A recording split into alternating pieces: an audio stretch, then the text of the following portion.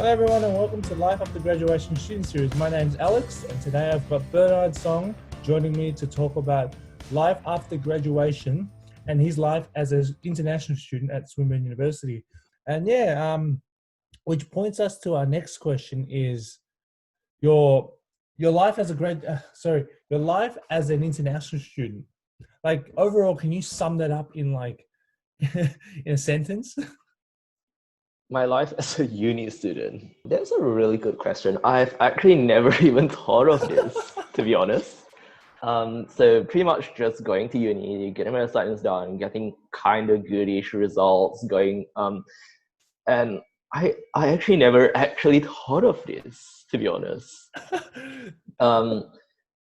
Straight like the first thing that came to mind is the network and the people that I've met along the way, coming, especially as a postgrad student, there's a percentage of students who are mature age. So we're pretty much all mature age students. So our perspective in education is slightly different from an undergrad student, for example. And I would say the practicality of it, maybe. Fair enough. I think I really like the way that you've just summed it up, and I think like coming from my perspective as a university student back in the days is I really enjoyed it, and I think it's the people that you meet. Let's be honest, the coursework that you learn is kind of, we don't want to sugarcoat it, but the reality is when you go out to the real world, you don't really. The stuff that you learn at university is only a substantial amount of the things that you will learn in the real world or in the corporate world, we call it. And I think the most that I would take out of it is meeting great people. Like you'd say that getting good grades is great, but does it really help your next 10 years of your career? Yes, it does. It brings up your motivation, of course, your motivational skills, the people you meet, of course, that motivate you to doing well. And doing well is perfectly fine. But to strive for the best is not just through a small period of time. You have to build on that. And I think for me to take on that, and then of course I'm in that sphere of just starting up my professional work, and I think you're not so much behind as well, getting in there. So that's a bit about how I would sum it up. I think it's more than a sentence, to be honest, but in comparison, it's pretty similar. We can agree. Yeah, in terms of relevance of content, obviously because the content that I've learned as a business analyst, it's not obsolete, it's outdated, it's pretty much old concept. And it's good in the sense that you get the foundation of it and you build upon this knowledge in your workplace, in your professional world, especially from a business analyst or any tech industry. It's a constantly evolving and constantly changing industry. So it's good to have the knowledge, I would say. I would not disregard it, especially in group assignments and stuff. So you learn from very early on to like work with people of different culture or different background, and you work with people who are, because as people we are all different. We have different perspectives in life. We have different perspective. For example, for an assignment, we have our own strengths and weaknesses. And from a university perspective, even though the content is sort of outdated, you learn to work with people. And I feel like that's the important part. And that's what you learn from university. I 100% agree with you what you're saying, Bernard. It's the things that you learn is what we call soft skills of learning with people with different point of views, different perspectives, from different cultures and backgrounds, which is really important because when you're going into industry, and I think one of the main points of our whole podcast of life after graduation is very simple. It's to give another perspective to students and graduates. And I think I really like the way that you've actually summed university up.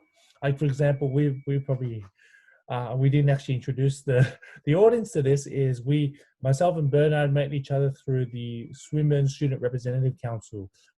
He devised and planned with a team to find ways to improve the university's placements programs and helping the university find a perspective from a student point of view of what we want. Well, there's one more question, Bernard, that I want to really ask you is, and we're gonna really try and get a really good answer from you, Bernard, is what advice would you give to students who is either coming from an undergraduate background or postgraduate background and entering university in Australia? What are some of the advice that you would give them? I would say, like, in terms of, I would say it works pretty much both ways for international and local students on this. Obviously, going to university, chances are you're going at it alone. So especially if, for example, if you're going to if you're doing an undergrad, you're starting as an undergrad student, you're moving in from year 12 from high school, from so it's a different kind of learning pace kind of thing. And it might be a bit daunting, especially because it's your future, it's your future career, like you're learning the courses for your future career. It could be really daunting, and you might be at some point you might feel alone. That's, I would say, to just try to socialize by going to, like, joining clubs. Swinburne has a lot of interesting clubs. There's social clubs. There's sports and activities you can volunteer. I met a lot of friends through volunteering, especially as an international student myself. When I first came to Swinburne, it was pretty overwhelming because I actually came from the Malaysian campus, which is kind of small, and the fact that Swinburne has a mascot like Razor, honestly, I never even realized that, like, in Malaysia we don't have a mascot, and the overall feel, it's a lot more lively, and that's what I'm gonna miss the most about Swinburne. It's the sense of community, like, for example, if you walk from one building to the other, you can meet like 4 or 5 friends along the way. It's a really fun environment. It's a really welcoming and open sort of atmosphere, and that's why you join clubs, so you, like, meet people of different backgrounds. And so I've met some of my best friends through volunteering, and some of my best friends through Swinburne Rep Council as well. Yeah, my advice would be, grades are important, but your mental well-being is equally, if not more important. Don't worry so much on grades. I understand some international students, there might be a level of importance in it, especially because some of us, we are on scholarship and we have to, like, maintain a certain grade, but you should not disregard your mental health. Like, your social life is equally as important. And those internship opportunities, I'm guessing, as well, getting industry experience, getting skilled up. I think that's another aspect that you would say that students can actually build upon through their university degree.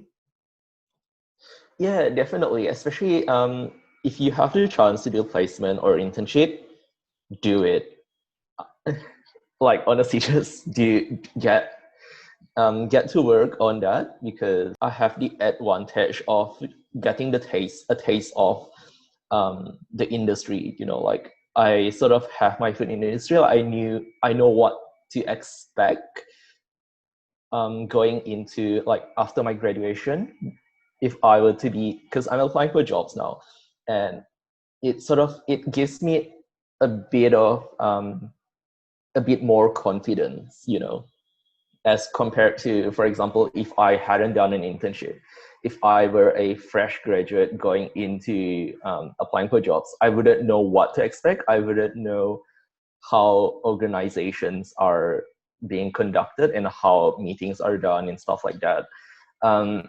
And these are skills that you pick up on your internship or placement. You don't learn, you learn Scrum meetings, you learn how it's being conducted, but you can't actually know how it goes unless you've experienced it, if That's that a makes really good sense. advice that you give, Bernard, especially for a lot of graduates, and I think a lot of students coming into their first years at university, regardless if it's a postgraduate degree or an undergraduate degree. I think Bernard does give a lot of really good advice, and that really pinpoints that the benefits of not only going through an internship and a placement to learn, and then to actually build on your skills and understand how the industry works, such as hierarchy, all the way to how a structure, a simple organizational structure works. I think I wanted to add one more part into it, that your social life aspect of university, and this is what I've taken out of my university degree, is it's not only the people that you meet, like it's also to do with, this is connecting the idea from industry, right? When you go to an industry placement, you're learning about the hierarchy, you're learning about all these skills. But at university, it's great to learn about those things. Of course, you learn it through the theoretical studies that you take through your units of study, but also to connect that to the social life when you're meeting friends. For example, myself and Bernard met through the SRC, and the things that we learned through the SRC was organizational structure. We learned about how a university runs, how does funding comes into university, and how does that actually get distributed. We learn about what students want, and that's the same thing as that connects to the that's the university aspect of it, of organizational structure. You've learned that foundation, and then taking it into an internship and a placement, that's another level of learning. And then you connect those together, and that builds a strong foundation to postgrad life. And when I mean postgrad, that means graduating and your life after graduation. And I think Bernard has, coming from our whole chat today, is I can take out of it is Bernard has those skills and those fundamentals. And I think the advice that he's giving is really, really, really solid.